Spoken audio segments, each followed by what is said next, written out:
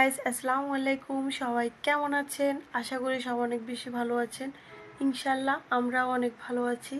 তো সকালবেলা ঘুম থেকে উঠে আমি পুরো ঘরটা আগে গুছিয়ে নিব, দেন আমি চলে যাব কিচেন রুমে পুরো থালা বাসনগুলো সব ধুয়ে আমি সব কিছু কমপ্লিট করে নিয়েছি।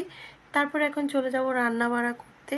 এই যে আমি রান্নাটা বসাই দিলাম। তো আজকে হচ্ছে ডাল আর আলু ভর্তা করব, শাক ভাজি করব, আর কিছু না। এগুলো করতে করতে আপনাদের সাথে কথা বলবো।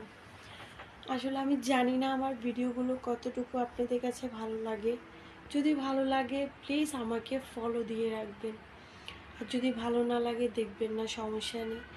অনেকে কিন্তু আমাকে বলে আমার চোখে নাকি অনেক রাগ। আসলে আমি অতটা রাগী না। যারা ভাবেন যে আমি অনেক রাগী, আমি রাগী না। রাগী কেন হব?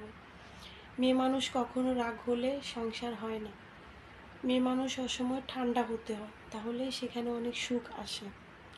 ছোটবেলা থেকে আমার আম্মু যেটা বলতো আর কি।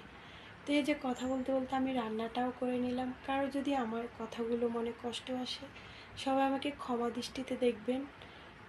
তো আলহামদুলিল্লাহ আমার রান্না শেষ। তো আমার মাটা বসে বসে এখানে মোবাইল দেখতেছে। তো এদিকে আমার সব কাজকর্ম শেষ। তো আজকের জন্য ভিডিওটা এখানে শেষ করতেছি। আল্লাহ হাফেজ, সবাই ভালো থাকবেন।